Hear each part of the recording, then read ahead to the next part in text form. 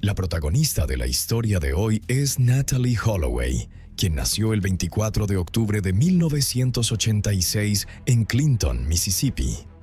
Era la hija mayor de su familia, una joven brillante y ambiciosa que sobresalía en lo académico y en actividades extracurriculares. Sus padres se divorciaron cuando ella tenía 7 años, pero mantuvieron una dinámica familiar muy unida. Natalee y su hermano menor vivieron principalmente con su madre. Cuando Natalee tenía 14 años, su madre se casó de nuevo con un empresario adinerado y la familia se mudó a Mountain Brook, Alabama. En este nuevo entorno, Natalee prosperó, destacándose en la escuela, convirtiéndose en animadora y bailarina, y ganando una beca completa para la Universidad de Alabama. Su futuro parecía ilimitado, lleno de promesas y potencial. En mayo de 2005, Natalee se unió a 124 compañeros de escuela secundaria y 11 chaperones en un viaje de celebración a Aruba para conmemorar su graduación. Una pintoresca isla en el Caribe neerlandés, conocida por su seguridad y bajo índice de criminalidad, la convertía en un destino ideal. El grupo se alojó en un Holiday Inn todo incluido, donde disfrutaron de días de playas soleadas, aguas cristalinas y relajación despreocupada. Las noches se pasaban cenando, socializando y explorando la vida nocturna local, incluidos casinos y bares. Para Natalee y sus amigos, el viaje se sentía como un sueño hecho realidad. Una despedida perfecta antes de comenzar el próximo capítulo de sus vidas. El 29 de mayo, el último día de su viaje, los estudiantes comenzaron a empacar sus pertenencias para el vuelo de regreso a casa. Natalee, al igual que sus compañeros, colocó su pasaporte junto a su maleta, preparándose para una salida temprano a la mañana siguiente. Después de la cena, algunos estudiantes optaron por pasar su última noche relajándose, mientras que otros se aventuraron a disfrutar de la vibrante vida nocturna de Aruba una última vez. Natalee eligió esto último, saliendo con amigos para disfrutar del ambiente festivo. Esa fue la última vez que alguien de su grupo la vería. A la mañana siguiente, maestros y estudiantes se reunieron en el vestíbulo del hotel para hacer el check-out. Pero durante el llamado descubrieron que Natalee estaba desaparecida. Suponiendo que se había quedado dormida, los chaperones llamaron a su habitación, pero no hubo respuesta. Preocupados, pidieron al personal del hotel que desbloqueara su puerta, solo para encontrar una maleta intacta con su pasaporte dentro, señales claras de que no había regresado la noche anterior. El pánico se apoderó del grupo mientras el personal, los maestros y los estudiantes buscaban por los terrenos del hotel, pero Natalee no aparecía por ningún lado. A las 11:00 am, un chaperón contactó a la madre de Natalee, Beth Holloway, para informarle de la situación. Beth, devastada por la noticia, insistió en que Natalee nunca se iría por su cuenta y temía de inmediato que su hija hubiera sido secuestrada. Su instinto maternal era acertado. Algo estaba terriblemente mal. Beth contactó de inmediato al padre biológico de Natalee, Dave Holloway, y juntos se comprometieron a hacer todo lo posible para encontrar a su hija. Los chaperones informaron sobre la desaparición de Natalee a la policía local, iniciando una búsqueda. Mientras la mayoría de los estudiantes y maestros regresaban a casa, un pequeño grupo de voluntarios se quedó para ayudar en la investigación. Las autoridades arubanas lanzaron rápidamente una investigación, rastreando los pasos de Natalee la noche en que desapareció. Los testimonios de testigos identificaron a Joran van der Sloot, un estudiante holandés de 18 años, como la última persona vista con ella. Joran, que vivía en Aruba, fue supuestamente visto saliendo de un bar con Natalee y 2 amigos en un auto. Inicialmente, Joran y sus asociados afirmaron que dejaron a Natalee en su hotel, pero sus historias se desmoronaron bajo escrutinio. Beth Holloway voló a Aruba, sin escatimar en gastos para contratar investigadores privados y colaborar con las autoridades locales. Su incansable búsqueda de respuestas se convirtió en un emblema de determinación inquebrantable. Mientras distribuía volantes, seguía pistas y lograba una atención significativa de los medios. A pesar de estos esfuerzos, la evidencia física seguía siendo escasa. y la investigación estaba empañada por inconsistencias, retrasos y acusaciones de corrupción, lo que profundizaba el misterio de la desaparición de Natalie. El comportamiento de Joran alimentó las sospechas. Sus relatos contradictorios iban desde negar su participación hasta hacer declaraciones extrañas que se autoincriminaban, las cuales luego desestimó como fabricaciones. Estas falsas confesiones aumentaron la angustia de la familia de Natalie y avivaron la indignación pública. El caso atrajo la atención internacional, poniendo a Aruba bajo intensa presión. La desaparición de una adolescente estadounidense amenazaba su economía dependiente del turismo, despertando temores sobre la imagen de la isla. Sin embargo, las búsquedas exhaustivas, incluidas inmersiones en cuevas submarinas, no arrojaron evidencia. Las acusaciones de evidencia manipulada y errores judiciales frustraron aún más a la familia Holloway, dejándolos en desesperación. Las acciones de Joran solo aumentaron el escrutinio. Apareció en entrevistas con una actitud desafiante, presentándose como una víctima mientras se beneficiaba de la publicidad. Las búsquedas en su hogar no revelaron pistas definitivas y la opinión pública se polarizó. Algunos lo veían como un mentiroso patológico, otros creían en sus afirmaciones de inocencia. La tragedia tomó un giro aún más escalofriante años después, cuando Joran, ya bajo sospecha por el caso de Natalie, se vio involucrado en el brutal asesinato de Stephanie Flores en Perú. Una vez más, el mundo se enfrentó a preguntas sobre su psique y las motivaciones detrás de tales actos de crueldad. ¿Era Joran un depredador sin remordimientos o había una historia más compleja enterrada bajo sus contradicciones? Para entender verdaderamente este caso, es crucial examinar la tragedia paralela de Stephanie Flores. Stephanie era una joven brillante y ambiciosa de una prominente familia peruana. Era adorada por sus padres y sus 4 hermanos mayores. Su padre, Ricardo Flores, era un respetado empresario y ex candidato presidencial. El amor de Stephanie por el juego la llevó a un encuentro fatídico con Joran en 2010. El 30 de mayo de 2010, Stephanie Flores, de 21 años, asistió a un torneo de póker en el Atlantic City Casino en Lima, Perú. Era una jugadora de póker ávida, bien conocida por sus habilidades en la mesa. Solo unos días antes había ganado $1,000, un testimonio de su mente estratégica y confianza en sus habilidades. Mientras se preparaba para el evento, le aseguró a su padre, Ricardo Flores, que solo estaría fuera por un corto tiempo. Su familia no tenía razones para preocuparse. Stephanie era una joven responsable que mantenía una comunicación cercana con sus seres queridos. Sin embargo, después del torneo, nunca regresó a casa. Ricardo Flores se preocupó cada vez más cuando no pudo comunicarse con su hija. Stephanie nunca había desaparecido antes, y su repentina falta de comunicación era completamente fuera de su carácter. Llamó a sus hermanos en busca de ayuda, y juntos contactaron a los amigos y conocidos de Stephanie, pero nadie la había visto ni oído. La desesperación se apoderó de ellos mientras buscaban en el vecindario y visitaban sus lugares habituales, pero sus esfuerzos no dieron resultados. Finalmente, con el corazón pesado, Ricardo contactó a la policía para reportar su desaparición.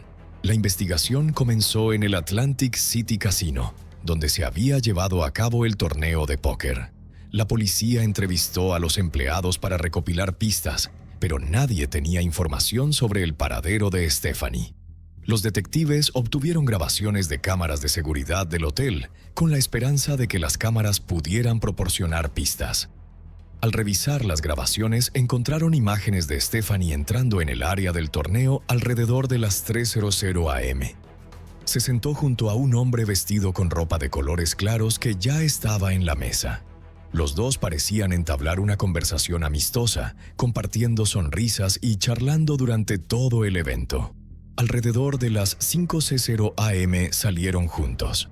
Los empleados del hotel recordaron al hombre, describiéndolo como educado y encantador, con un miembro del personal incluso comparando su apariencia con la del actor Brad Pitt. Sin embargo, el encanto no fue suficiente para disipar la creciente sospecha en torno a este hombre misterioso. ¿A dónde había ido la pareja después de dejar el piso del casino? Más grabaciones de vigilancia proporcionaron la respuesta. A las 5:00 a.m., los dos entraron en la habitación 309, una habitación registrada a nombre del hombre. Poco después se le vio salir de la habitación y regresar con café y pasteles. 3 horas y 20 minutos más tarde salió de nuevo, esta vez llevando una mochila, y nunca regresó. Antes de salir del hotel, el hombre informó al personal que no molestaran a la ocupante de la habitación 309, alegando que ella estaba descansando. Respetando su solicitud, nadie entró en la habitación hasta que la policía llegó para investigar. Cuando los detectives abrieron la puerta, se encontraron con una vista horripilante. Stephanie Flores yacía muerta, cubierta de sangre, y la habitación estaba en desorden. La brutalidad del crimen impactó incluso a los investigadores más experimentados. El cuerpo de Stephanie mostraba signos de una lucha violenta. Tenía el cuello roto y había evidencia de trauma por fuerza contundente en su cabeza y cuello. La sangre manchaba el suelo y las paredes. El médico forense confirmó más tarde que había muerto por una hemorragia cerebral causada por el traumatismo contundente. A pesar de la violencia de la escena, no había evidencia de agresión sexual, lo que llevó a los investigadores a descartar ese motivo. Sin embargo, el robo rápidamente emergió como un posible motivo. El dinero, las tarjetas de crédito y las joyas de Stephanie estaban desaparecidos. Ella había estado llevando consigo alrededor de $1,105,000, incluidos $1,000 en ganancias de póker y $5,000 de su padre para una nueva computadora portátil. El sospechoso no solo había tomado su vida, sino también sus posesiones, huyendo de la escena con frialdad calculada. El hombre, identificado a través de las grabaciones de vigilancia y el registro de la habitación, era Joran van der Sloot, un ciudadano holandés de 22 años. A medida que los detectives profundizaban, descubrieron información sorprendente sobre él. Ya estaba en una lista internacional de personas buscadas.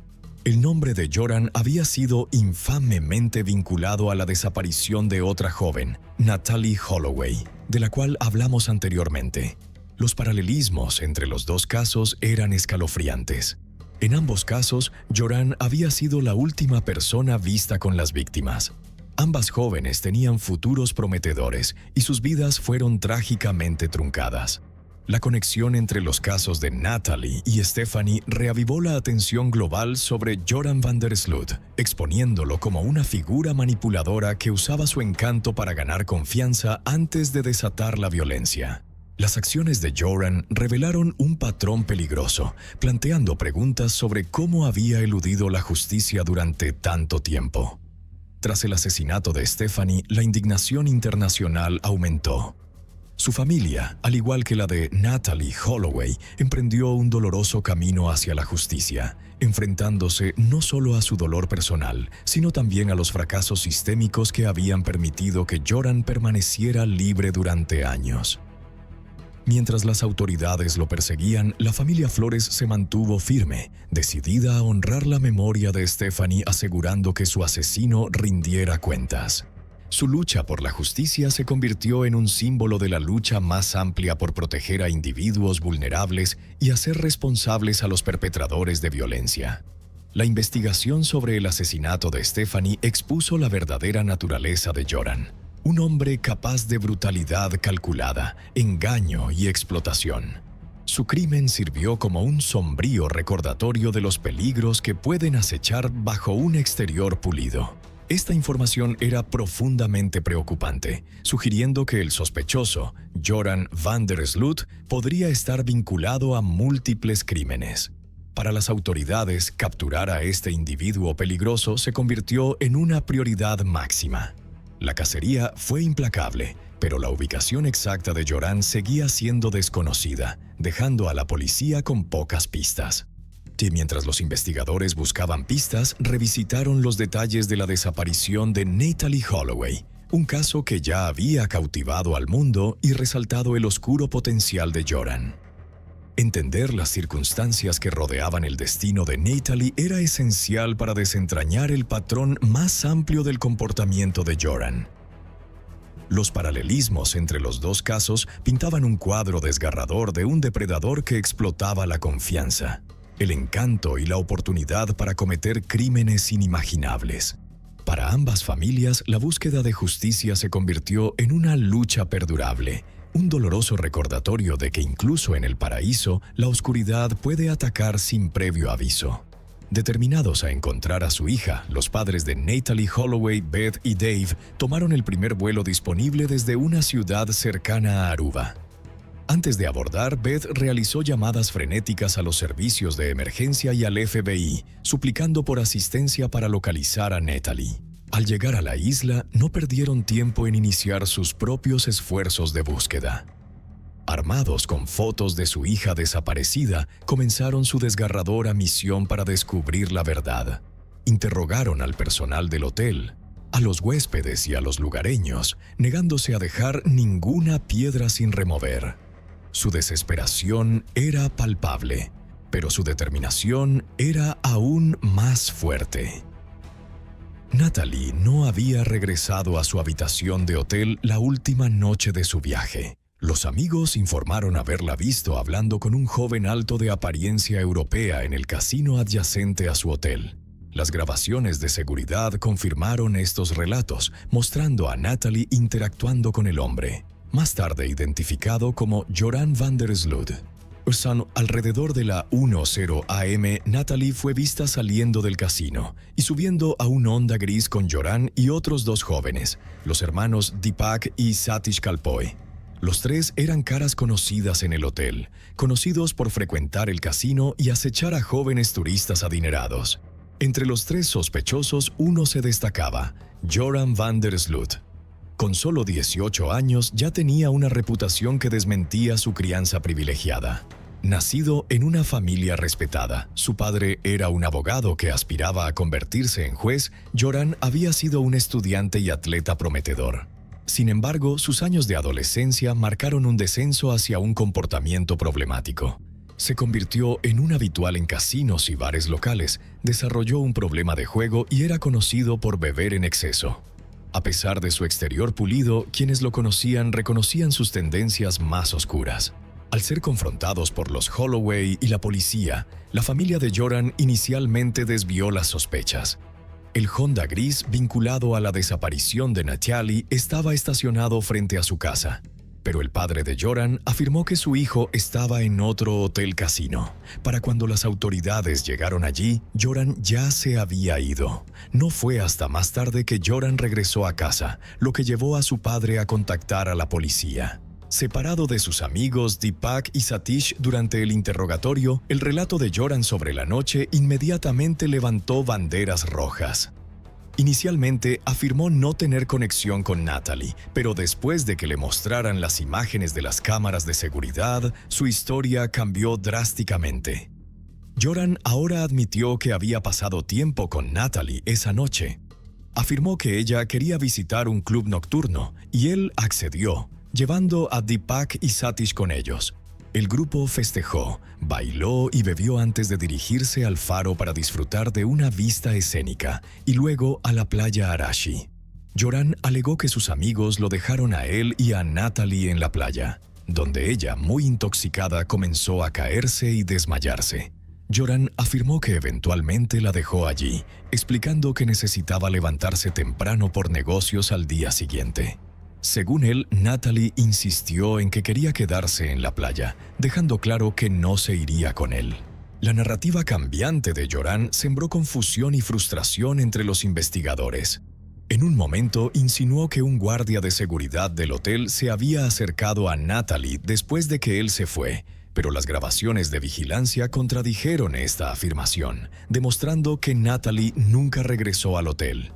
A medida que la historia se desmoronaba, Deepak y Satish también cambiaron sus relatos, afirmando ahora que Joran había estado más involucrado con Natalie de lo que había admitido. Afirmaron que la había dejado sola en la playa después de pasar un tiempo significativo con ella. A pesar de los repetidos interrogatorios, arrestos y crecientes inconsistencias en sus declaraciones, el trío evadió cargos formales. Las autoridades arubanas citaron evidencia insuficiente, ya que no había pruebas físicas que los conectaran con la desaparición de Natalie. La familia Holloway estaba devastada por la falta de progreso, pero se negaron a rendirse. Beth se convirtió en una defensora incansable de su hija, manteniendo la atención de los medios sobre el caso y presionando a los funcionarios para que responsabilizaran a Joran y sus cómplices. En un cruel giro del destino, la conexión de Joran con la desaparición de Natalie resurgió años después en otro crimen horrendo. El 30 de mayo de 2010, exactamente 5 años después de que Natalie desapareciera, Joran asesinó a Stephanie Flores en una habitación de hotel en Lima, Perú. Este acto impactante subrayó su naturaleza peligrosa y consolidó aún más la creencia de que había estado involucrado en la presunta muerte de Natalie.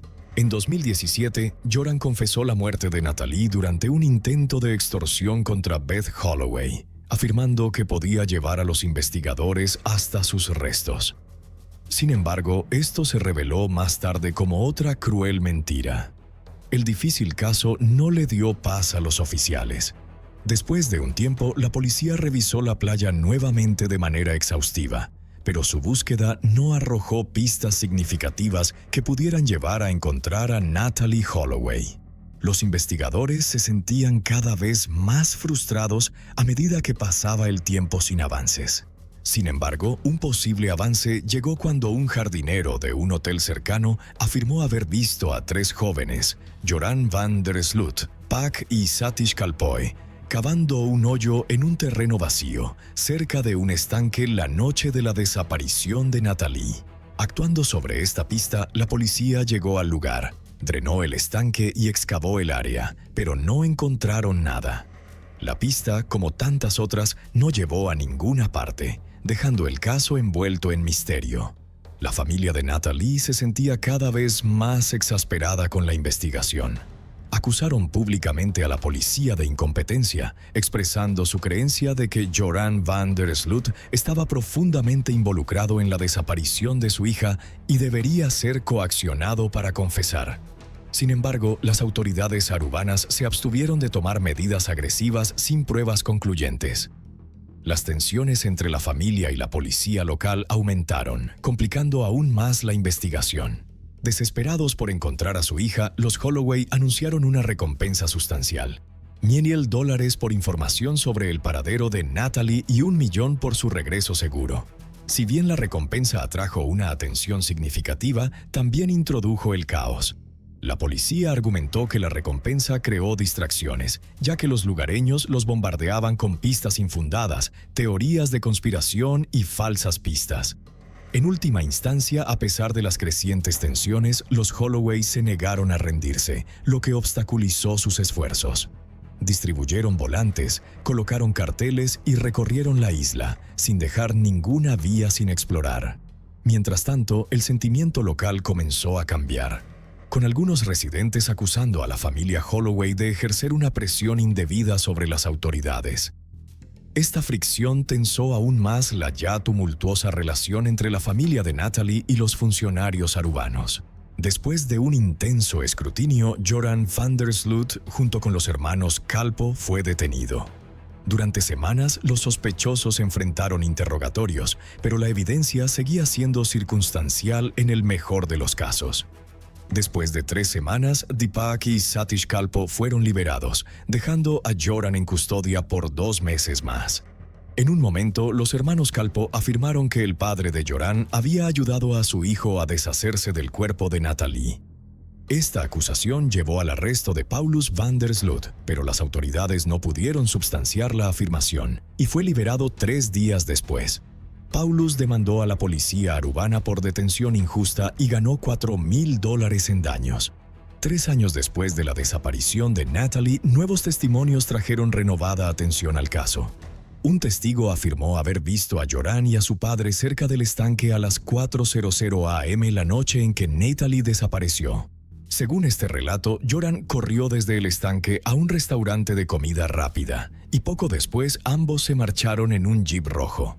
Otra pista surgió de la exnovia de Joran, quien relató un comentario inquietante que él había hecho. ¿Quién sabe? Podrías estar en la playa con alguien capaz de deshacerse de un cadáver. Ella reportó sentirse profundamente inquieta por la observación, lo que solo aumentó las sospechas sobre su implicación. A pesar de estas nuevas pistas y de los relatos en constante cambio proporcionados por Joran y sus asociados, las autoridades determinaron que aún no había suficiente evidencia para presentar cargos. El caso contra Joran, Deepak y Satish se cerró oficialmente, con los investigadores afirmando que solo se reabriría si surgía nueva evidencia sustancial. El comportamiento de Joran van der Sloot tras la desaparición de Natalie fue tan impactante como escalofriante. En lugar de mantener un perfil bajo, parecía disfrutar de la atención, concediendo entrevistas y haciendo declaraciones audaces. En 2008, un periodista holandés publicó grabaciones de cámara oculta en las que Joran describía los últimos momentos de Natalie. Según la grabación, Joran afirmaba que habían estado en la playa juntos y habían mantenido relaciones sexuales antes de que Natalie comenzara a convulsionar y perdiera el conocimiento. Con un tono de total normalidad, detallaba cómo llamó a un amigo con un barco para deshacerse de su cuerpo en el mar.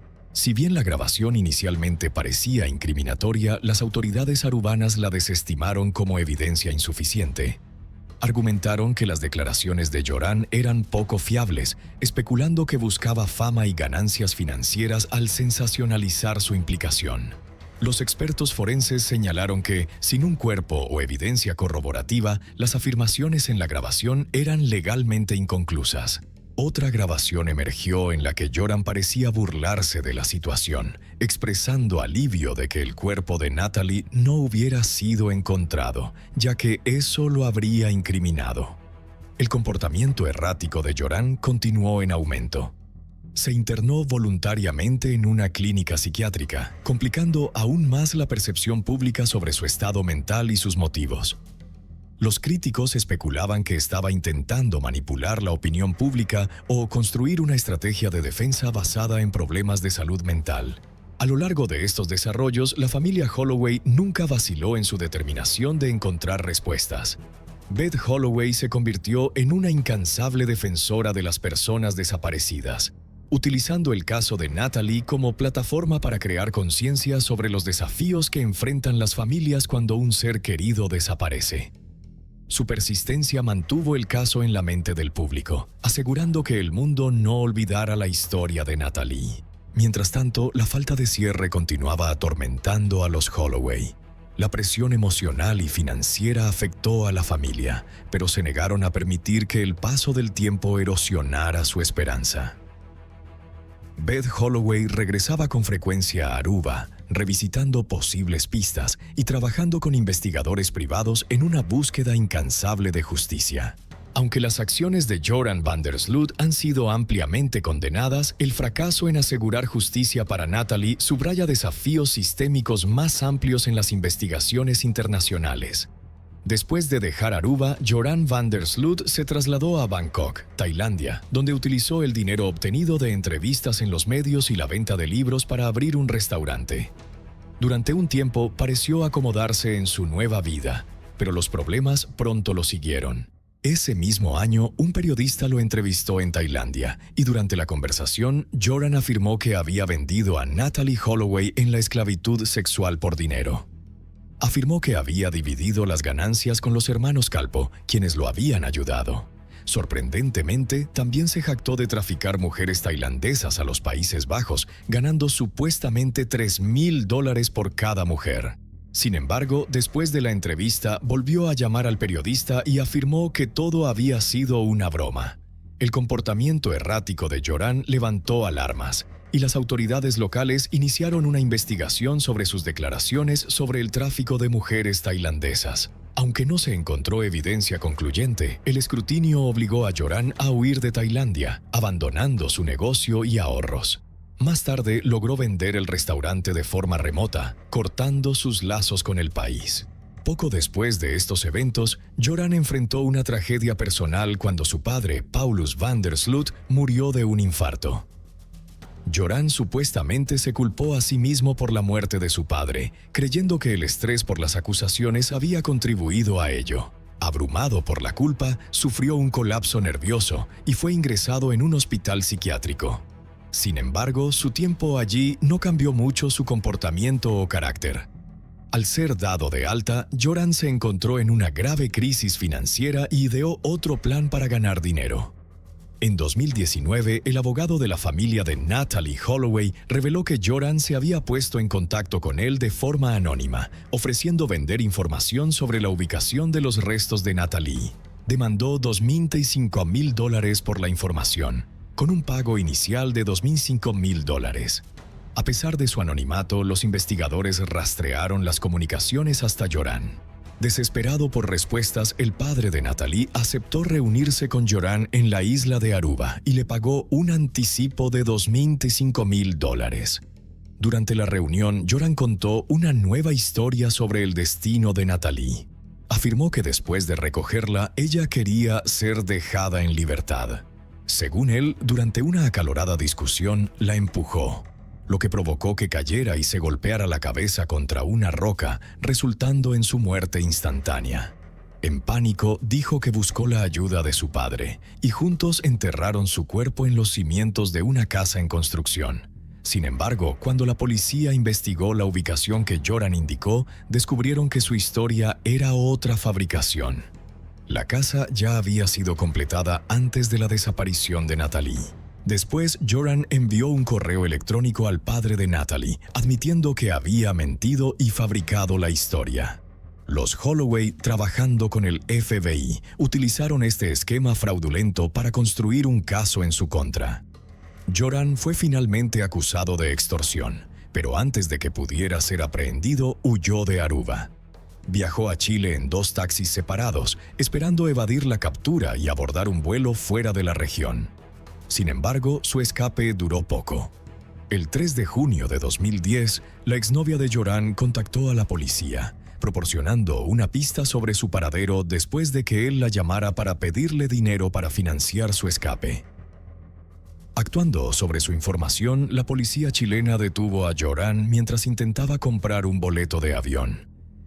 En Chile, fue acusado del asesinato de Stephanie que había cometido en Perú. Durante su primer interrogatorio, Joran negó ser responsable de la muerte de Stephanie.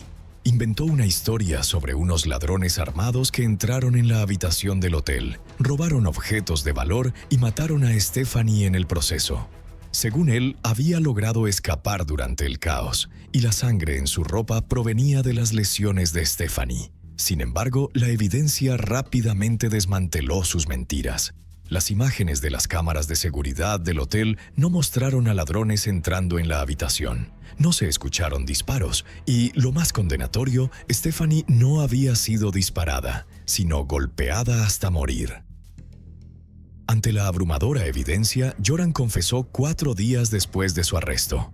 Admitió que él y Stephanie estaban hablando cuando ella accedió a su computadora portátil. Allí encontró información sobre su presunta implicación en la desaparición de Natalee Holloway. Afirmó que fue un malentendido, insistiendo en que no tenía nada que ver con el caso. Pero Stephanie, aterrorizada y desconfiada, intentó escapar de la habitación. En su pánico, le dio un puñetazo a Joran en la cara, lo que lo enfureció. Su reacción fue violenta y brutal.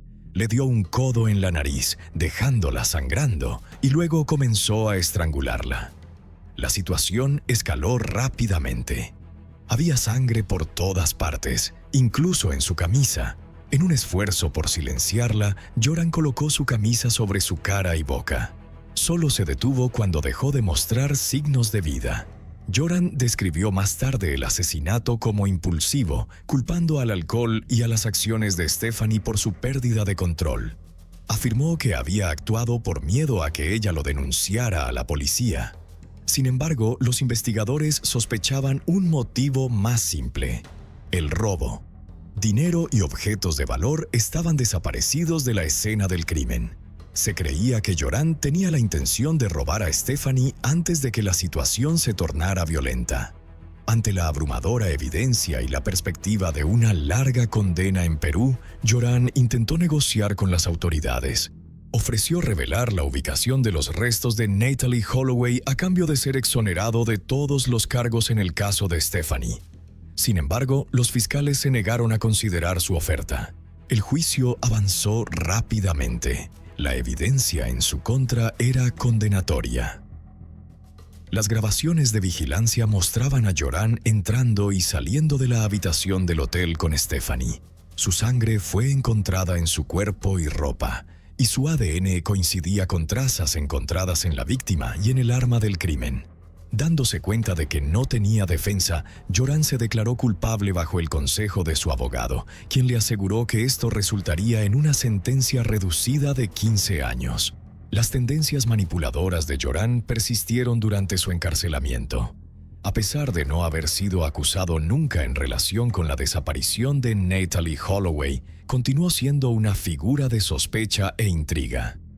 Mientras esperaba su sentencia en Perú, la vida de Joran dio giros inesperados. Comenzó una relación con Lady Figueroa, una contadora de 33 años que visitaba la prisión para vender dulces y cigarrillos.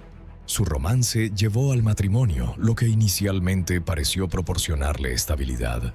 Sin embargo, esta estabilidad fue efímera. Para 2020, Joran había dejado a Lady por una mujer más joven, Eva, con quien se involucró en el contrabando de sustancias ilegales dentro de la prisión. Cuando las autoridades descubrieron la operación, Joran fue condenado a tiempo adicional en prisión por tráfico de harina blanca.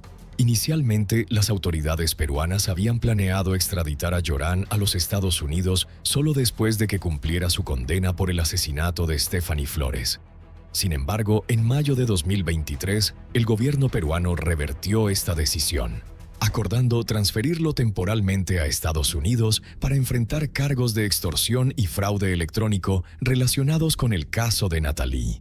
La decisión fue influenciada por preocupaciones de que testigos críticos en los EUU, muchos de los cuales eran ancianos, podrían no sobrevivir a la prolongada espera necesaria para que concluyera la sentencia de Joran en Perú. La extradición fue considerada un avance para la familia Holloway, que había pasado casi 2 décadas buscando justicia por Natalee, aunque Joran no estaba siendo juzgado por asesinato en Los cargos en su contra representaban una oportunidad crítica para responsabilizarlo al menos por algunas de sus acciones. El embajador de Perú en expresó la esperanza de que la extradición proporcionara cierre no solo a la familia Holloway, sino también a los seres queridos en duelo de Stephanie Flores. Joran se opuso a la extradición y a través de su abogado intentó anularla, argumentando que no había sido notificado adecuadamente. Su solicitud fue denegada a finales de mayo. Joran fue severamente golpeado en una prisión peruana, pero a pesar de sus heridas, a principios de junio, agentes del FBI llegaron a Perú y utilizaron un avión para extraditarlo a Estados Unidos. El 8 de junio de 2023, Joran van der Sloot aterrizó en Estados Unidos y fue llevado a una prisión en Birmingham, Alabama, cerca de la ciudad natal de Natalee Holloway.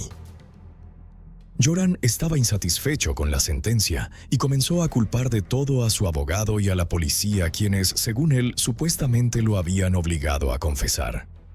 Al final, Joran fue declarado culpable y condenado a 28 años de prisión. También debe pagar una indemnización a la familia de la fallecida Stephanie por un monto de $775,000. Emily Grace Jones nació en Bolton el 18 de enero de 2013, hija de Sarah Barnes y Mark Jones. Mark trabajaba como gerente de crédito, mientras que Sarah era abogada. Emily era su única hija y fue descrita como una niña brillante y alegre que traía risas a donde quiera que iba. Su sonrisa era tan grande como su corazón y tenía un espíritu aventurero, amando la naturaleza y diversos deportes. Se entregaba por completo a cada actividad, sin miedo y llena de energía. Las caminatas, la escalada, la natación y la equitación estaban entre sus pasatiempos favoritos. Mark describía con cariño a su hija como un poco temeraria, sociable y extrovertida. Sus profesores admiraban su creatividad y su amor por el dibujo y la narración. Era bien querida por sus compañeros de clase, formando lazos fácilmente con todos, y era conocida por su ingenio y diligencia. Emily a menudo bromeaba con sus maestros sobre terminar su trabajo más rápido que sus compañeros, a veces incluso antes de que ellos hubieran escrito la fecha. Aunque Mark y Sarah ya no estaban juntos, mantenían una relación amistosa y estaban dedicados a coparentalizar a Emily. Los domingos eran típicamente el día de Mark para pasar con ella, y el domingo 22 de marzo de 2020 planeaban encontrarse con Sarah en Queen's Park.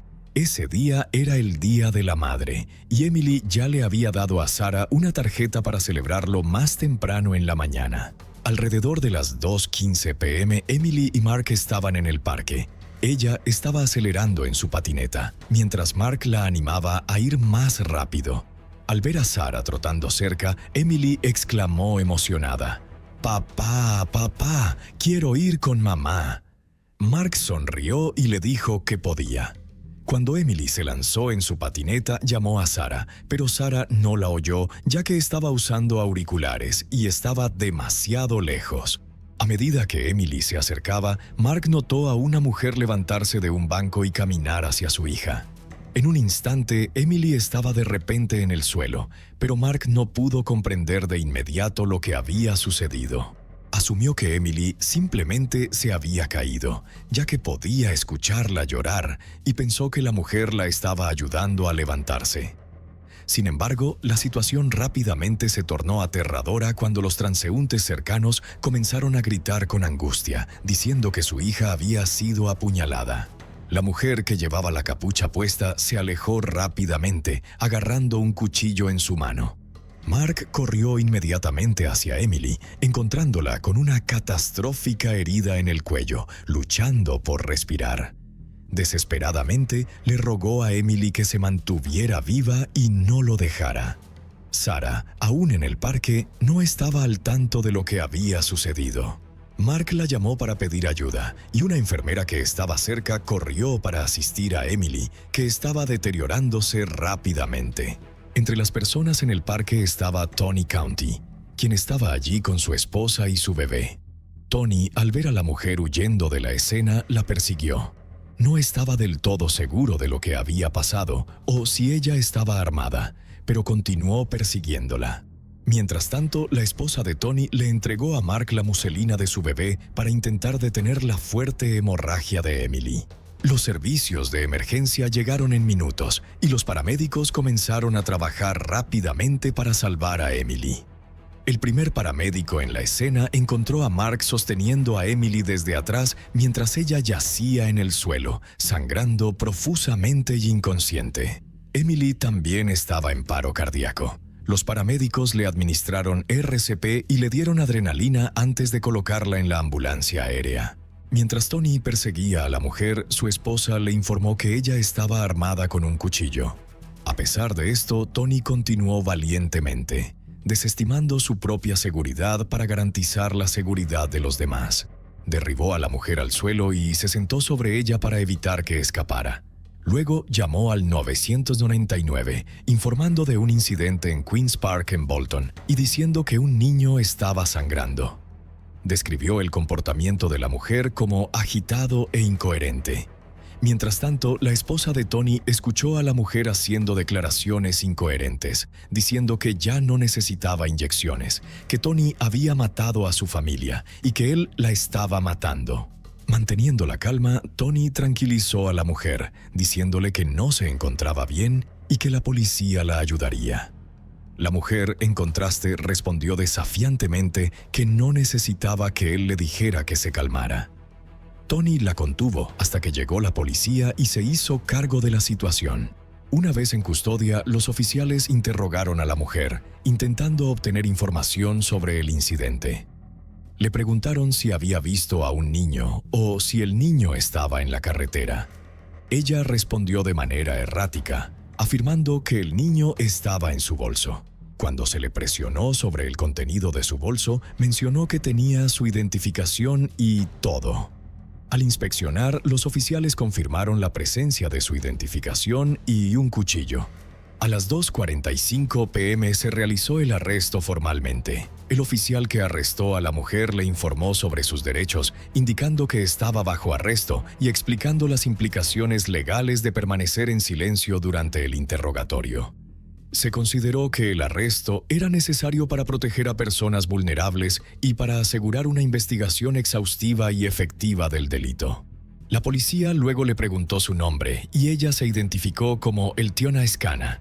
Cuando le preguntaron por su dirección, ella dijo: 19 calle Tunstall. Esta información fue registrada mientras los oficiales aseguraban e inspeccionaban sus pertenencias, preparándose para continuar con la investigación.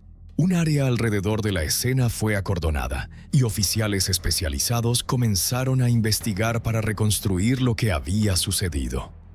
Emily fue trasladada en helicóptero al Hospital Real de Salford, con el helicóptero aterrizando a las 3:27 p.m. A pesar de ser ventilada y recibir transfusiones de sangre, permaneció en paro cardíaco. Trágicamente, a las 3:56 p.m., todos los esfuerzos por reiniciar su corazón fallaron y se declaró el tiempo de muerte de Emily. Este desgarrador incidente se convirtió en una investigación por asesinato. Al día siguiente, Sarah enfrentó la devastadora tarea de identificar formalmente el cuerpo de su hija. Un examen post-mortem reveló que Emily había muerto de una herida incisa en el cuello. En una emotiva declaración, la familia de Emily expresó su profundo dolor y tristeza por la pérdida, al darse cuenta de que un acto aleatorio de violencia había arrebatado a su hermosa niña, robándoles la oportunidad de verla crecer hasta convertirse en la prometedora joven que estaba destinada a ser.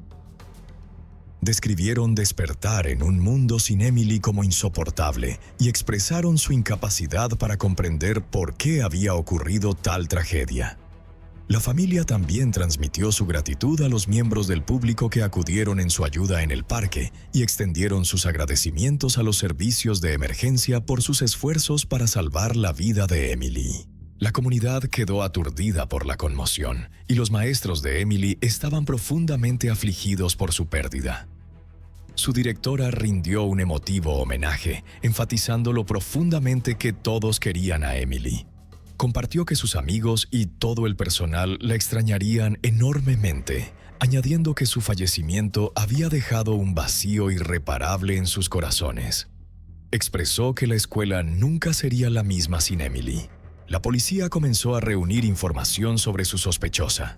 La mujer arrestada era Eltiona Escana, de 30 años, quien fue detenida bajo la Ley de Salud Mental.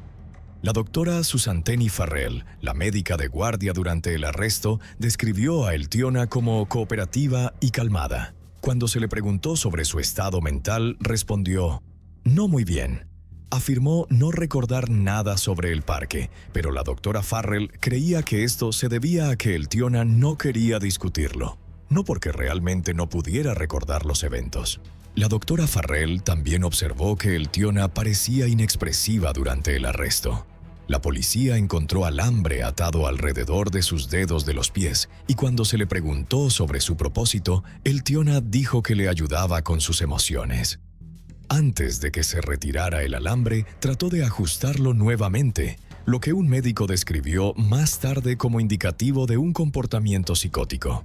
Eltiona Escana nació en febrero de 1990 en Albania.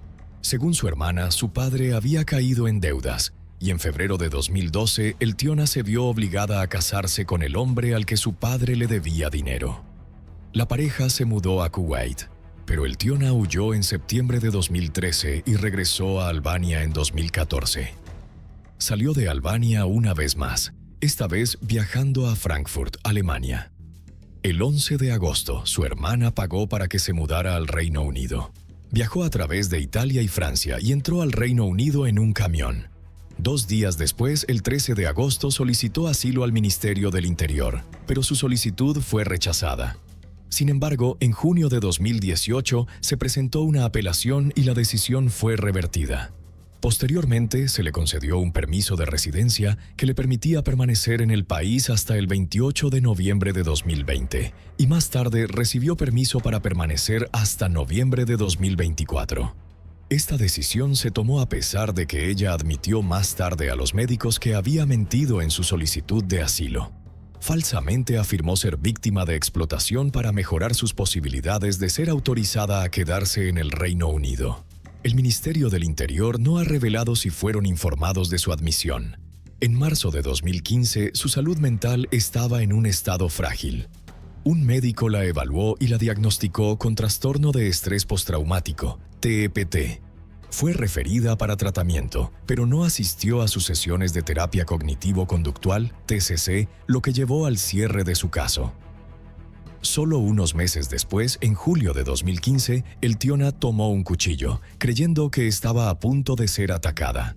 Su hermana reportó el incidente, y el Tiona fue internada bajo la Ley de Salud Mental y admitida en el Royal Bolton Hospital para tratamiento. Fue diagnosticada con síntomas psicóticos agudos similares a la esquizofrenia. Creía que sus vecinos estaban planeando hacerle daño manipulando su suministro de electricidad. Después de ser dada de alta del hospital, frecuentemente se escapaba y rechazaba la medicación oral. Como resultado, se le administró medicación antipsicótica por inyección. A pesar de su condición, el Tiona presentó una apelación contra ser seccionada. El 20 de agosto de 2018, se determinó que el Tiona estaba lo suficientemente bien como para ser liberada, ya que sus delirios sobre sus vecinos tratando de hacerle daño habían disminuido, al igual que sus sentimientos de persecución. Como parte de su plan de liberación, recibió visitas de trabajadores de salud mental 1 o 2 veces por semana. El Tiona a menudo se quejaba de los efectos secundarios de sus inyecciones antipsicóticas, diciendo que no le gustaban. En noviembre de 2015 la retiraron de la medicación, pero su salud mental pronto comenzó a deteriorarse nuevamente. Para el 9 de diciembre, informó a los médicos del Hospital Salford Royal que estaba experimentando alucinaciones auditivas diarias. También se informó que la madre de el Tiona no creía que necesitara estar en tratamiento y estaba en desacuerdo con la decisión de prescribirle medicación. En enero de 2017, el Tiona se negó a permitir que su coordinador de atención entrara en su casa y no asistió a una reunión programada. Su hermana se volvió cada vez más preocupada por el deterioro de la salud mental de el Tiona y sospechaba que estaba sufriendo una recaída. Organizó para que un equipo de salud mental la visitara el 13 de febrero. Desafortunadamente, antes de que esto pudiera suceder, el Tiona cometió un acto de violencia impactante. Su madre había venido a visitarla y encontró que el Tiona había estado intentando hacerse daño.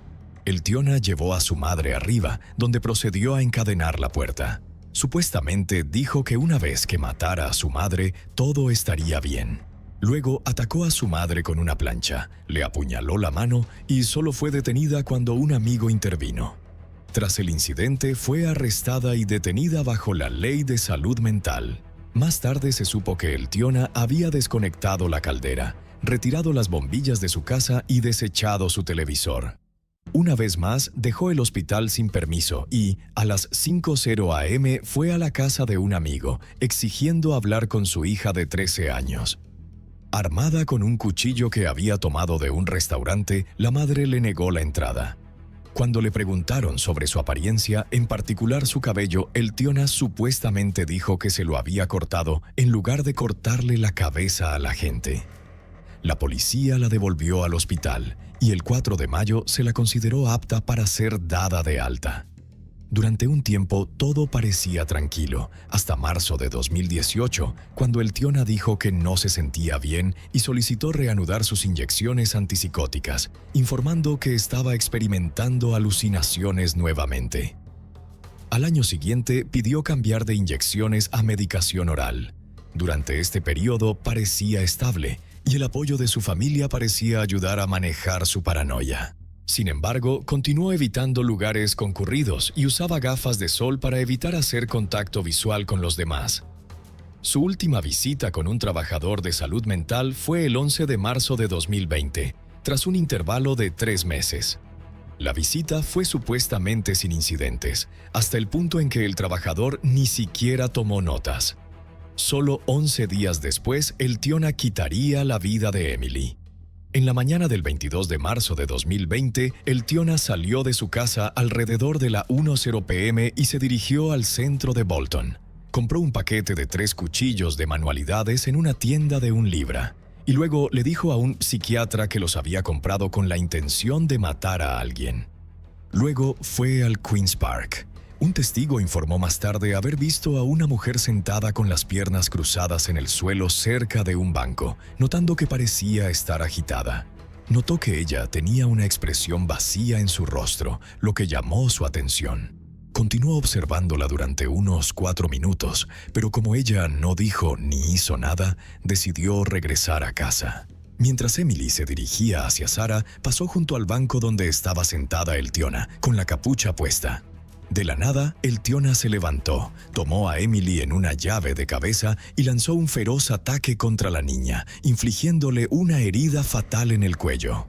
Más tarde, la policía registró el departamento de el Tiona y encontró una cantidad significativa de medicación antipsicótica, casi un mes de suministro, que no había sido tomada. Un médico explicó más tarde que detener abruptamente tal medicación podría causar un deterioro rápido de la salud mental de una persona en solo unos días. El Tiona fue acusada de asesinato y posesión de un arma blanca. Fue puesta en prisión preventiva y se programó su comparecencia en el Tribunal de Magistrados de Manchester y Salford el martes 26 de mayo. En la audiencia preliminar por asesinato en el Tribunal Superior de Manchester, el juez Richard Mansell QC expresó sus condolencias a la familia de Emily.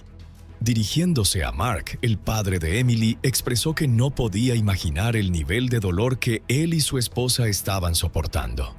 El juez transmitió su simpatía personal y sincera, así como la simpatía de todos los involucrados en el proceso judicial. Mark asistió a la audiencia, mientras que el Tiona apareció a través de un enlace de video desde el Hospital Rampton Secure, una instalación psiquiátrica de alta seguridad donde estaba detenida. Se declaró culpable de homicidio involuntario por motivos de responsabilidad disminuida. Se dio a los fiscales 7 días para considerar su declaración. En última instancia, decidieron proceder con un juicio por asesinato. Ya era hora de que el Tiona Scana fuera juzgado por asesinato. La acusación dijo al jurado que su función era decidir si este era realmente un caso de homicidio involuntario o si el Tiona estaba utilizando su condición de salud mental como una excusa conveniente para sus acciones. El tribunal recibió pruebas que sugerían que mientras estaba en el hospital había hablado con una enfermera y su conversación indicaba que sus acciones habían sido planificadas, lo que indicaba no homicidio involuntario, sino un asesinato premeditado y calculado. También salió a la luz que desde mediados de diciembre de 2019 hasta el 11 de marzo de 2020 no había tenido contacto cara a cara con trabajadores de salud mental. En un informe leído en el tribunal, un médico declaró que el Tiona representaba un riesgo muy alto de causar daño grave o potencialmente fatal a otros. El tribunal escuchó que mientras estaba en el hospital, el Tiona había estado viendo un programa de televisión infantil. Cuando un niño que se parecía a Emily apareció en la pantalla, comenzó a reírse histéricamente. Comentó a una enfermera que habían pasado 3 meses desde el incidente y cuestionó qué se esperaba de ella, sugiriendo que no podía llorar indefinidamente. Más tarde, confesó a la misma enfermera que sus acciones habían sido premeditadas, explicando que había esperado en el parque, elegido a su víctima, llevado a cabo el acto y luego intentado huir de la escena. Se señaló que durante estas conversaciones el Tiona no estaba tomando su medicación. El tribunal fue informado que el 30 de julio, el personal del hospital observó lo que se describió como un comportamiento extraño de el Tiona. Supuestamente había dicho a las enfermeras: «Tu cuerpo ha ido a tu alma y todos vamos a morir». El doctor John Crosby, un psiquiatra consultor, testificó que el Tiona Scana tenía esquizofrenia paranoide, una condición que le hacía sufrir delirios y perder el contacto con la realidad. Declaró que no parecía haber ninguna razón específica por la que Emily fuera el objetivo, concluyendo que el Tiona estaba en medio de un episodio psicótico cuando le quitó la vida a Emily. En una declaración presentada al jurado, el padre de Emily, Mark, expresó su incapacidad para comprender la tragedia. explicando que Emily simplemente había estado montando su patineta hacia su madre cuando ocurrió el incidente. Describió a Emily como una niña vulnerable e inocente, llena de curiosidad y asombro, cuya vida apenas había comenzado cuando su futuro fue cruelmente arrebatado. Mark también compartió el profundo impacto en su familia, enfatizando que su propio futuro había sido alterado irreparablemente, ya que la parte más querida de sus vidas les había sido quitada, dejándolos incapaces de encontrar alegría en la vida. Un psiquiatra forense del hospital donde el Tiona estaba detenida proporcionó pruebas, afirmando que la posibilidad de que fuera condenada por asesinato no era realista. Después de considerar la evidencia médica, la acusación finalmente acordó. No sería justo pedir a un jurado que condenara a el Tiona Skana por asesinato, por lo que se retiró el cargo. Se instruyó formalmente al jurado para que emitiera un veredicto de no culpable por el cargo de asesinato, y posteriormente fue condenada por homicidio involuntario por motivos de responsabilidad disminuida. El fiscal Michael Brady Casey se dirigió al tribunal, afirmando que no es una decisión que la corona haya tomado a la ligera. Es una decisión tomada con cuidado y consciente de la sensibilidad del caso. El juez la condenó bajo la sección 45A de la Ley de Salud Mental a ser detenida en un hospital de alta seguridad, específicamente en Rampton. El Tiona fue condenada a cadena perpetua con un periodo mínimo de 8 años antes de ser considerada para su liberación. Si se considera que está lo suficientemente bien como para salir del hospital, cumplirá el resto de su condena en otra instalación. El juez enfatizó que el Tiona debía ser castigada porque tomó la decisión de comprar el cuchillo y eligió matar a alguien. Señaló que había un elemento de culpabilidad en sus acciones. En sus comentarios sobre la sentencia, el juez dijo que los efectos devastadores de lo que hizo el Tiona vivirían con los padres de Emily y, sin duda, con otros que conocieron a Emily para siempre.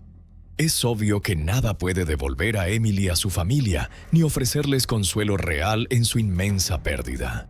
El juez aclaró además que, basándose en la evidencia presentada, la esquizofrenia paranoide de el Tiona fue un factor significativo en sus acciones y que la naturaleza y el grado de su condición justificaban su detención en un hospital en lugar de en una prisión estándar. El Tiona Skana solo será elegible para la liberación después de cumplir su periodo mínimo y ser evaluada como no peligrosa para el público, agregó el juez. Si el Tiona nunca se considera apta para la liberación, permanecerá en el hospital o en prisión por el resto de sus días. Más tarde se informó que su periodo mínimo se había incrementado de 8 años a 10 años y 8 meses. El juez explicó que la sentencia original se había calculado por error y asumió toda la responsabilidad por el error. Después del aumento en su sentencia, Mark expresó su inquebrantable determinación de seguir luchando para garantizar que permaneciera encarcelada por el resto de su vida. Afirmó que ninguna duración de prisión, ya sea de 10 o 20 años, le parecería suficiente. Mark enfatizó su creencia de que ella representaba un peligro de por vida para el público, afirmando que podría hacerle daño a otro niño en el futuro y estaba seguro de este riesgo. En la investigación sobre la muerte de Emily, el coroner senior interino Alan expresó que en sus 20 años como forense, esta es una de las muertes más trágicas con las que ha tratado. La pérdida de una hermosa, inocente, vivaz, inteligente y encantadora niña de 7 años en estas circunstancias es una tragedia inimaginable. Un forense también declaró que el padre de la niña de 7 años, asesinada por un solicitante de asilo, tiene derecho a sentir que su asesino nunca debió haber sido admitido en el país. Emily fue atacada mientras montaba su patineta en un parque de Bolton el Día de la Madre. A pesar de que el Tiona era bien conocida por los servicios de salud mental, el forense afirmó hoy que los equipos comunitarios locales no pudieron predecir ni prevenir la muerte de Emily.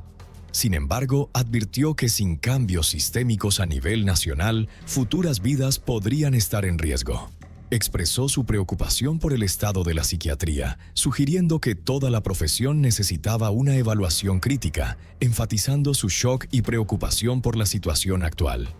se comprometieron a aumentar la concienciación sobre la salud mental, destacando los peligros de la recaída y la importancia crítica de una correcta supervisión.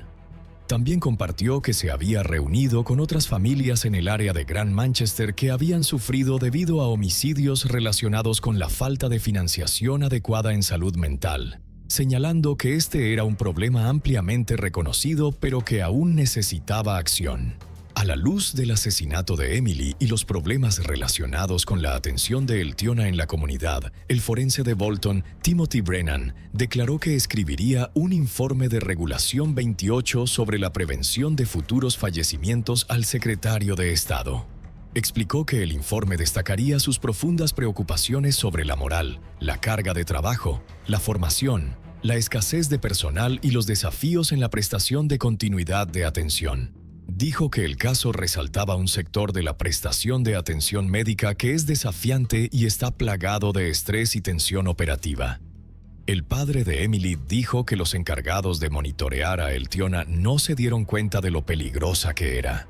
Le resultó impactante y profundamente angustiante escuchar las opiniones divergentes de los llamados expertos, enfatizando que, en su opinión, nadie entendía realmente las amenazas que representaba la perpetradora.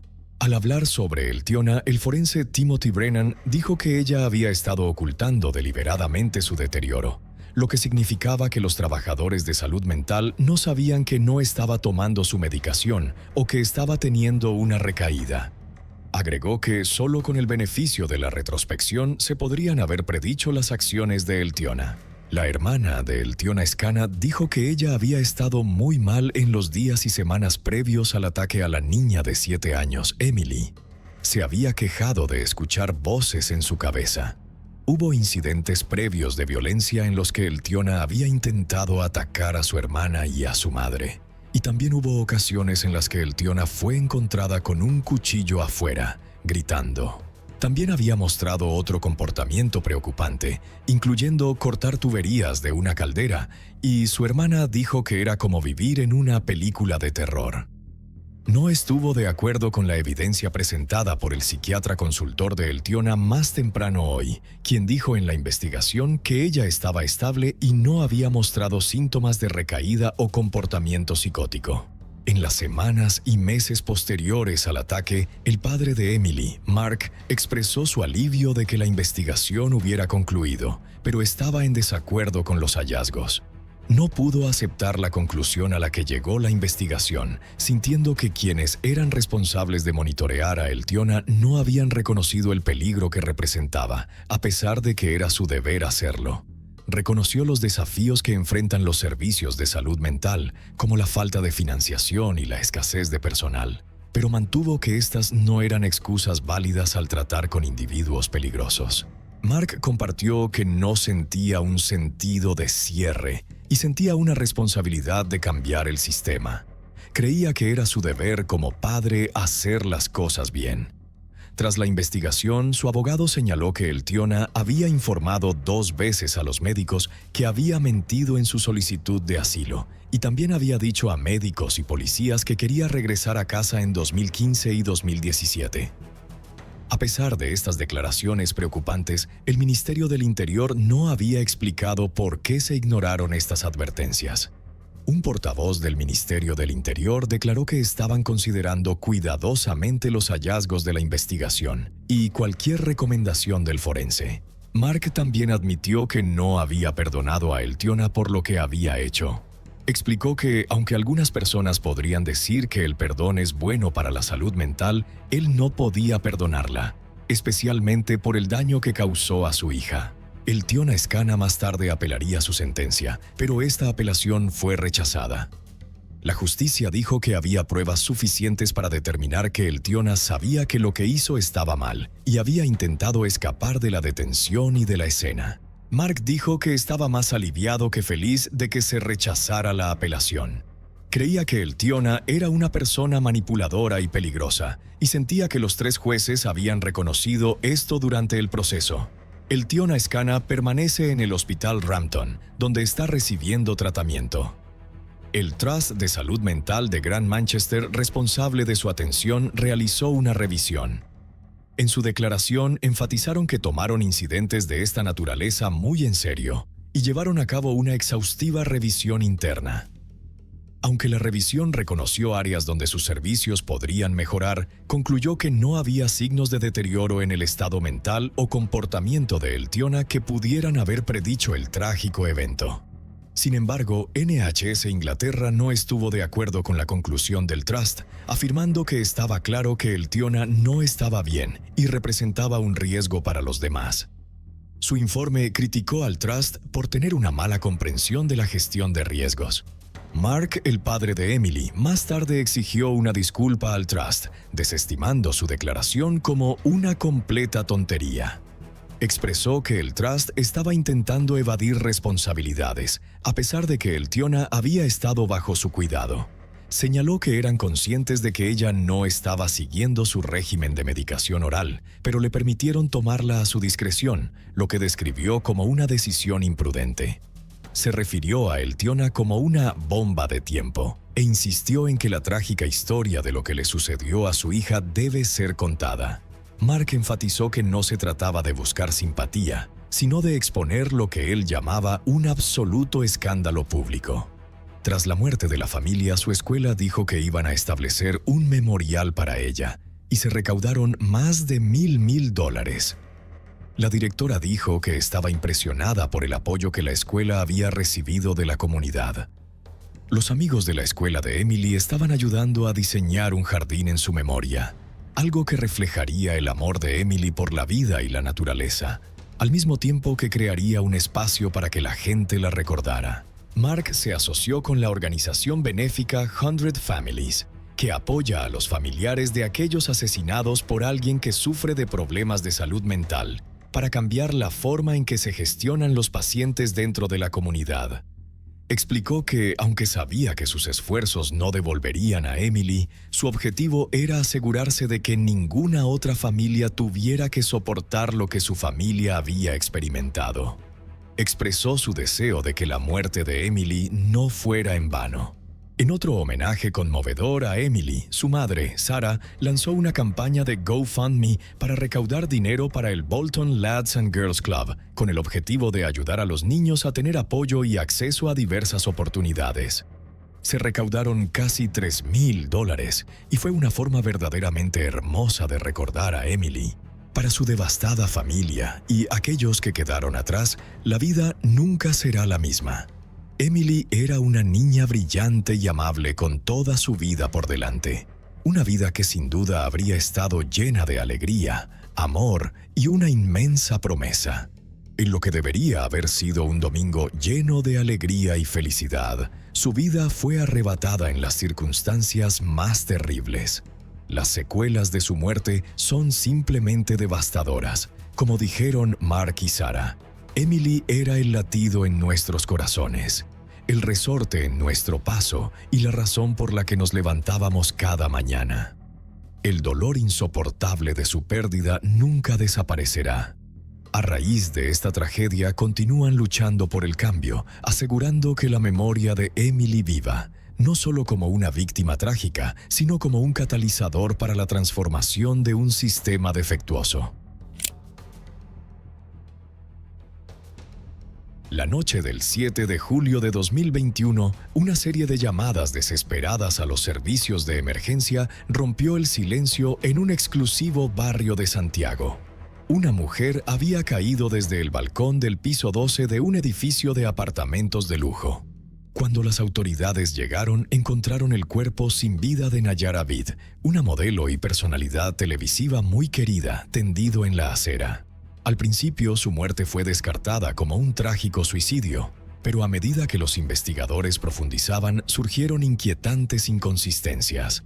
Las pruebas sugerían una lucha violenta antes de su caída, y los testimonios de quienes estaban más cerca de ella pintaban un escalofriante cuadro de miedo y control. ¿Qué ocurrió realmente aquella noche? Descubramos la verdad detrás de este impactante caso. Antes de comenzar, queremos expresar nuestras más profundas condolencias a la familia y seres queridos de la víctima en este caso. Nayara Marcos Witt, conocida en el mundo del modelaje como Nayara Witt, nació en Brasil en 1988. Era hija de un padre libanés y una madre española. Su herencia multicultural le otorgó una belleza excepcional y un carisma único. Sus padres se establecieron en Porto União, un pequeño municipio en el estado de Santa Catarina, en el sur de Brasil. En este lugar tranquilo y acogedor creció junto a su hermano, Gabriel Marcos Witt. Desde muy joven, Nayara mostró una fuerte inclinación por el modelaje. A los 14 años destacó al participar en su primer concurso, donde obtuvo el primer lugar. A los 16 años le ofrecieron un trabajo en Chile y finalmente decidió quedarse en el país. Allí tuvo la oportunidad de desfilar en las pasarelas más prestigiosas, luciendo diseños de reconocidos creadores de moda y convirtiéndose en la imagen de importantes marcas. Poco a poco también construyó una carrera en la televisión chilena. Quienes la conocieron la describen como una joven alegre, trabajadora y con una gran capacidad de resiliencia. Su vida profesional estaba en pleno auge, al punto de que, en 2015, los productores de televisión la invitaron a formar parte de un programa como panelista. En este entorno mediático, Nayara destacó. Su belleza y su enfoque optimista en los debates la convirtieron en una integrante valiosa del equipo, ganándose el cariño de sus compañeros y del público. Lamentablemente, su vida personal no fue tan estable como su trayectoria profesional. En algún momento, Nayara conoció a Óscar Esteban Torrejón, con quien inició una relación. De su unión nació su hija, Gabriela, una niña hermosa que se convirtió en el centro de sus vidas. Sin embargo, con el tiempo surgieron desacuerdos y tensiones que los llevaron a tomar la decisión de seguir caminos separados. El principal punto de conflicto fue la custodia de su hija, lo que derivó en una batalla legal que terminó en los tribunales. Su abogada y amiga en común, Marcela Baquit, actuó como mediadora entre ambos. A pesar de la disputa, la pareja intentó reconciliarse, pero al final las cosas no funcionaron. Finalmente, lograron llegar a un acuerdo mutuo, priorizando el bienestar de su hija. Una vez cerrado este capítulo de su vida, Nayara inició una nueva relación con un hombre a quien llamaba el amor de su vida. Su nombre era Rodrigo del Valle Mijak, un hombre de 57 años que hizo todo lo posible para que Nayara se sintiera valorada e importante en su vida. Encantada por su afecto, regalos, viajes y constante atención, Nayara se sintió cautivada por él. A pesar de su considerable fortuna, los padres de Nayara nunca aprobaron la relación. Su madre admitiría más tarde que siempre tuvo la sensación de que no era el hombre adecuado para su hija. Los amigos de Nayara también veían la relación con preocupación. Uno de ellos incluso le aconsejó que fuera con calma, ya que apenas se había separado del padre de su hija. En ese momento, su carrera estaba en pleno auge y disfrutaba de una vida tranquila con su pequeña. Sin embargo, su amigo también percibía que Nayara sentía una profunda necesidad de encontrar consuelo en un hombre que le hiciera sentir segura y protegida. Al mismo tiempo, Nayara comenzó a aventurarse en nuevas oportunidades. Empezó a explorar el mundo del fitness y el ejercicio físico, incluyendo kickboxing, running y alimentación saludable. Estaba realmente entusiasmada con este nuevo camino, ya que no solo le proporcionaba beneficios económicos a través de su trabajo como entrenadora personal, sino que también profundizaba su compromiso con el cuidado de su cuerpo, algo que había sido esencial en su carrera como modelo durante muchos años. A principios de 2020 decidió mudarse con su pequeña hija al apartamento de Rodrigo, ubicado en una exclusiva zona de la ciudad. Esta decisión coincidió con la crisis sanitaria global, y en cuestión de meses, la joven madre comenzó a darse cuenta de quién era realmente Rodrigo. Varios incidentes revelaron su verdadera naturaleza y emociones, pero el momento más impactante y cruel ocurrió cuando, después de una discusión, Rodrigo la echó del apartamento, obligándola a salir con su hija en brazos en plena noche. Regresó a su propio apartamento y su amiga y abogada, Marcela, le advirtió que no volviera con Rodrigo. Sin embargo, después de unos meses, Nayara retomó la relación con él y se mudó nuevamente a su hogar. Otro incidente llamativo que expuso la personalidad de Rodrigo fue su amenaza de muerte contra Óscar, el padre de Gabriela. Rodrigo lo insultó por teléfono, lo que llevó a Óscar a presentar una denuncia ante la fiscalía. Sin embargo, en un giro desconcertante e inexplicable, las autoridades decidieron no seguir adelante con la investigación, argumentando que no se había cometido ningún delito. Con este antecedente, llegamos a la mañana del 7 de julio de 2021. Ese día, la hija de Nayara pidió no ir al jardín de infancia, como si tuviera una premonición de que sería el último día que pasaría con su madre. Nayara decidió quedarse en casa y disfrutar el día con ella. Juntas salieron a comprar un par de zapatillas deportivas. Por la tarde, Nayara habló con su madre y dejó un mensaje a la maestra de Gabriela, informándole que la niña no se sentía bien y que al día siguiente la llevaría personalmente a la escuela. La noche del incidente, Nayara, su pareja y 3 amigos salieron a cenar a un restaurante. Según los testimonios recogidos en el expediente judicial, Nayara estaba molesta porque su expareja no respondía a sus llamadas. Necesitaba que él se hiciera cargo de su hija, ya que ella y Rodrigo supuestamente planeaban viajar ese fin de semana para celebrar su compromiso y organizar su boda en Italia. La velada transcurrió de manera agradable, pero debido a la emergencia sanitaria global y las restricciones del toque de queda, todos abandonaron el restaurante temprano.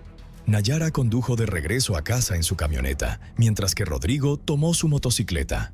Rodrigo fue el primero en llegar al edificio, exactamente a las 10:29 p.m. Según los registros biométricos, ingresó por la puerta de su apartamento en el piso 12. Este es el último hecho que se puede confirmar con absoluta certeza. Lo que sucedió después dentro del apartamento sigue siendo un misterio conocido solo por 2 personas, Rodrigo y Nayara. Naturalmente, la única versión disponible es la de Rodrigo, pues es el único que queda para contar lo ocurrido. El siguiente hecho que se puede confirmar con certeza es la serie de llamadas realizadas por los vecinos al número de emergencias. Los vecinos alertaron que alguien había caído desde el balcón. La policía llegó rápidamente al lugar. Esa noche, tras la caída, el cuerpo de Nayara permaneció en la acera. Nadie del apartamento bajó a verificar la situación. Más tarde, su cuerpo fue trasladado a la morgue, donde únicamente estuvieron presentes Óscar, su expareja, y Marcela, su abogada y amiga cercana, para el proceso formal de identificación. Un procedimiento que normalmente realizan los familiares o personas más allegadas a la víctima. Rodrigo nunca se presentó. Aproximadamente 2 días después del incidente, los restos de Nayara fueron entregados a su familia y fue sepultada en Chile. Sus padres estuvieron presentes en el funeral, aunque muchas personas cercanas no pudieron asistir debido a las restricciones impuestas por la crisis sanitaria global. A pesar de estas limitaciones, un gran grupo de personas se reunió para honrar su memoria y darle una despedida digna en suelo chileno. Una vez concluidos los procedimientos forenses necesarios, la investigación del caso resultó ser tanto compleja como controvertida. Inicialmente, las autoridades lo consideraron un suicidio. Sin embargo, nuevas pruebas emergieron, lo que llevó a la Fiscalía a profundizar en el caso y finalmente a imputar a Rodrigo por la muerte de Nayara. Cristian Cáceres, el abogado que representaba a la familia de Nayara, solicitó en repetidas ocasiones exámenes forenses adicionales para determinar si ella había sufrido lesiones previas a la caída. Enfatizó la importancia de investigar cualquier indicio de agresión anterior, argumentando que estas pruebas podrían ser clave para comprender las verdaderas circunstancias del incidente. Según él, Nayara incluso pudo haber intentado sujetarse de las mallas de seguridad en un desesperado intento por salvarse. Este detalle sugería con fuerza que no tenía la intención de quitarse la vida, reforzando la necesidad de una investigación exhaustiva e imparcial. La autopsia de Nayara reveló varios detalles cruciales sobre su muerte. Según los informes, su cuerpo presentaba múltiples lesiones previas a la caída, lo que sugería una posible agresión física antes de su fallecimiento. Además, los análisis forenses realizados por la policía indicaban que era altamente improbable que hubiera saltado voluntariamente desde el piso 12. Las pruebas demostraban que la posición en la que fue hallado su cuerpo no coincidía con la de alguien que se hubiera arrojado intencionalmente desde esa altura. El laboratorio forense de la policía realizó simulaciones para recrear la caída. Según sus estudios, si Nayara hubiera corrido 10 metros antes de saltar, su cuerpo habría aterrizado a 5.4 metros del edificio. Con un impulso previo de 5 metros, habría caído a 3.6 metros de la estructura. En la última prueba, en la que hipotéticamente corrió solo 2 metros antes de lanzarse, su cuerpo habría quedado a apenas 2.8 metros del edificio. Estos resultados contradecían la hipótesis de un suicidio. Mientras tanto, Rodrigo proporcionó su versión de los hechos a las autoridades. Una versión que, dada la abrumadora evidencia en su contra, no fue considerada creíble. Según su testimonio, tras llegar a casa, esperó a Nayara mientras bebía una copa de vino. Supuestamente, al preocuparse porque ella no llegaba, intentó llamarla, pero no obtuvo respuesta. En su frustración, afirmó haber golpeado una maceta, la cual cayó a la calle. Media hora después, Nayara finalmente llegó al apartamento, ingresando exactamente a las 11:04 p.m. Rodrigo afirmó que entró, azotó la puerta, arrojó su bolso al suelo y se encerró en el baño de visitas. Un momento después, Nayara salió repentinamente del baño, y cuando él le preguntó dónde había estado, ella no respondió. Sin mirarlo, caminó hacia la terraza, y según su testimonio, se arrojó al vacío. Rodrigo aseguró que inmediatamente comenzó a gritar y llamó a Margarita, la empleada doméstica, quien en ese momento dormía en la habitación con la niña. Según su versión, Nayara murió apenas 6 minutos después de llegar a casa, presuntamente lanzándose desde el piso 12. Además, declaró que estaba bajo los efectos del alcohol, medicamentos para bajar de peso y antidepresivos debido a una supuesta depresión. Aunque no existía evidencia médica que respaldara esa afirmación, la investigación de los hechos fue crucial para cuestionar la versión de Rodrigo y llevó a la fiscalía a seguir indagando sobre la posible participación de terceros en la muerte de Nayara. Los testimonios de testigos han sido fundamentales para reconstruir lo que ocurrió aquella noche. Una de las declaraciones más relevantes provino de Gabriela, la hija de Nayara, de tan solo 7 años, quien estaba en el apartamento cuando sucedió el incidente. Dada su edad, brindó su testimonio a través de la cámara Gesell, un entorno controlado para la toma de declaraciones de menores. Como ella y la empleada doméstica eran las únicas personas en el departamento además de Rodrigo, su testimonio fue de particular importancia. En su declaración, Gabriela reveló que Rodrigo había discutido con su madre y la agredió físicamente, golpeándola en la mano.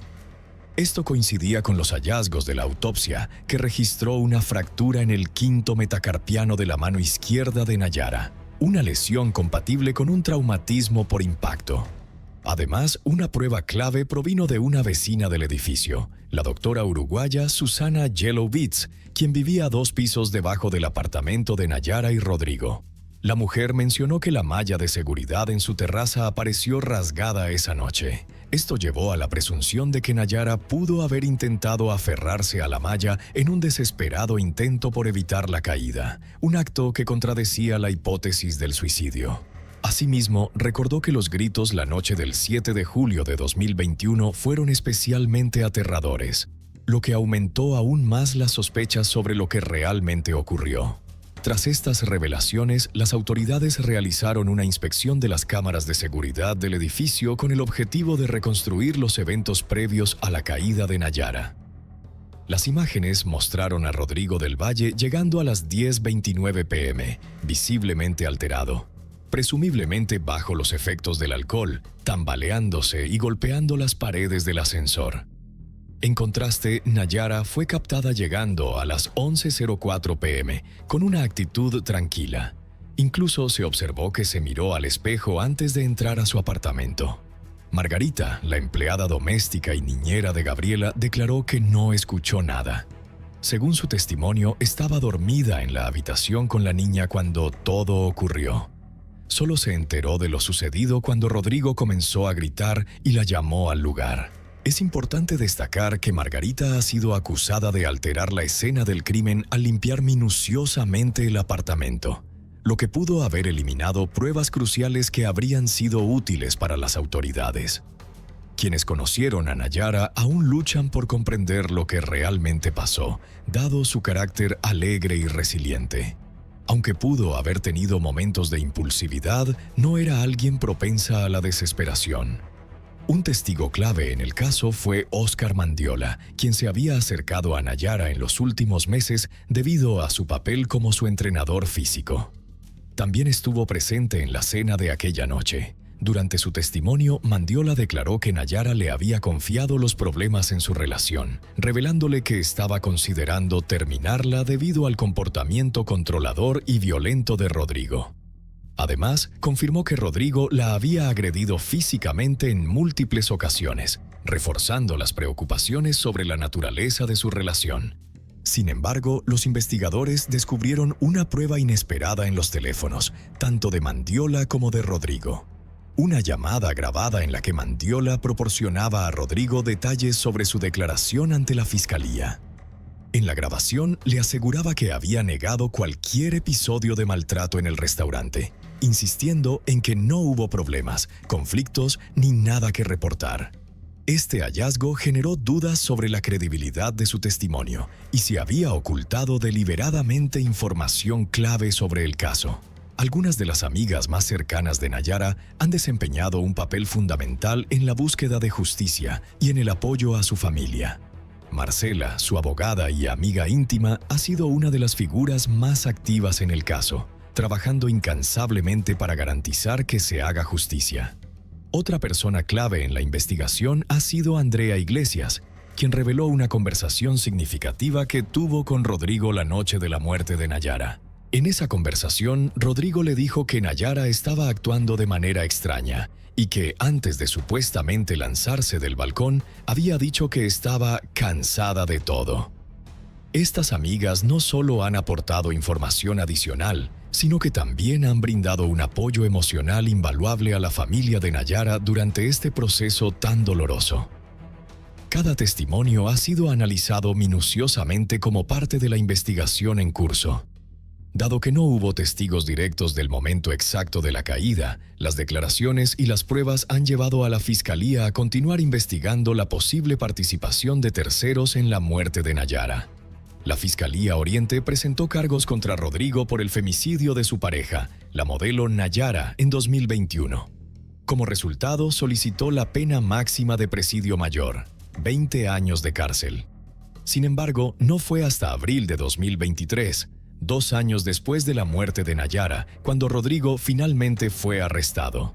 Durante ese tiempo, la investigación permaneció activa, recopilando pruebas y testimonios adicionales que llevaron a su captura y posterior juicio. El juicio de Rodrigo por el femicidio de Nayara ha sido un proceso legal largo y complejo. Fue detenido en abril de 2023 y permaneció en prisión preventiva durante todo el procedimiento. Durante las audiencias se presentaron diversas pruebas, incluyendo análisis forenses perimetrales sobre la caída de Nayara, así como hallazgos clave en la escena del incidente. Además, los informes de patología forense revelaron lesiones tanto previas como posteriores a la caída.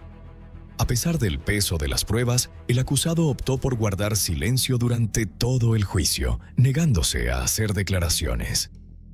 El 25 de junio de 2024, el Tribunal Oral en lo Penal de Santiago absolvió a Rodrigo del cargo de femicidio. El tribunal argumentó que la Fiscalía no había realizado una investigación lo suficientemente rigurosa, señalando que no se tomaron declaraciones a los residentes del edificio el día del incidente. El fiscal jefe destacó que hubo un voto minoritario que reconoció y consideró todos los argumentos y pruebas presentados por la Fiscalía. Sin embargo, a pesar de ello, Rodrigo fue puesto en libertad inmediatamente después de que se anunciara el veredicto. Tras el fallo, la Fiscalía está evaluando la posibilidad de presentar un recurso de nulidad, con el objetivo de determinar si existen fundamentos legales para revocar la sentencia. La jueza Jimena Rivera fue la responsable de dictar la orden de prisión preventiva contra Rodrigo en abril de 2023, 2 años después de la muerte de Nayara. Desempeñó un papel crucial en garantizar que el juicio se llevara a cabo de manera justa y conforme a la ley. Sus responsabilidades incluyeron evaluar las pruebas presentadas, escuchar los testimonios de testigos y peritos y asegurar que los derechos de ambas partes fueran respetados a lo largo del proceso judicial. También se reveló que, en octubre de 2023, Rodrigo fue trasladado al anexo Capitán Llaver, una prisión conocida por sus condiciones privilegiadas y el trato especial que reciben sus internos. Este recinto alberga principalmente a personas procesadas o condenadas por delitos tributarios y financieros. A lo largo de los años ha alojado a varios detenidos de alto perfil, incluyendo acusados de fraude fiscal, evasión de impuestos, lavado de dinero y otros delitos económicos. El Ministerio Público presentó las pruebas que había reunido para fundamentar la acusación de femicidio contra Rodrigo, argumentando que era directamente responsable como autor del crimen. Por otro lado, el equipo legal de Rodrigo, liderado por la abogada Trinidad Lugo, estructuró su defensa en torno al argumento de que Nayara había estado lidiando con una inestabilidad psicológica desde hacía tiempo. Como parte de su estrategia, mencionaron un supuesto intento de suicidio en marzo de 2021. Además, citaron los informes de autopsia y toxicología que indicaban que en el momento de su muerte, Nayara tenía un nivel de alcohol en sangre de 1,55 glicerioli. Según su argumento, ella solía combinar esto con el consumo de fluoxetina y ribotril, ambos medicamentos de prescripción. Con esta línea de defensa, intentaron sugerir que su estado mental y físico pudo haber influido en los hechos que llevaron a su caída. El 25 de junio de 2024, Rodrigo fue absuelto del cargo de femicidio por el Tribunal Penal de Santiago. La absolución se basó en la falta de pruebas concluyentes presentadas por la Fiscalía, la cual no logró demostrar más allá de toda duda razonable que Rodrigo fuera responsable de la muerte de Nayara. La decisión del tribunal ha sido altamente controversial y ha generado fuertes reacciones por parte de la opinión pública. La Fiscalía de Género de la Zona Oriente ha manifestado abiertamente su desacuerdo con el veredicto y está considerando presentar un recurso de nulidad. Si el recurso prospera, la absolución podría ser revocada y dar paso a un nuevo juicio. La Fiscalía sostiene que hubo errores significativos en la evaluación de las pruebas y en los procedimientos judiciales. Si el recurso es aceptado, Rodrigo podría enfrentar nuevamente un proceso judicial por la muerte de Nayara. La decisión sobre el recurso aún está pendiente y se espera que la Corte Superior emita su fallo en los próximos meses. A modo de reflexión, el poder económico no conoce la justicia. Mientras Rodrigo camina libre, la memoria de Nayara Vid sigue viva, como una herida abierta en una sociedad que aún busca verdad y justicia. Su legado continúa inspirando la lucha por un mundo más justo y seguro. Hacer justicia es un acto de honor, esencial para restaurar el orden en nuestra sociedad.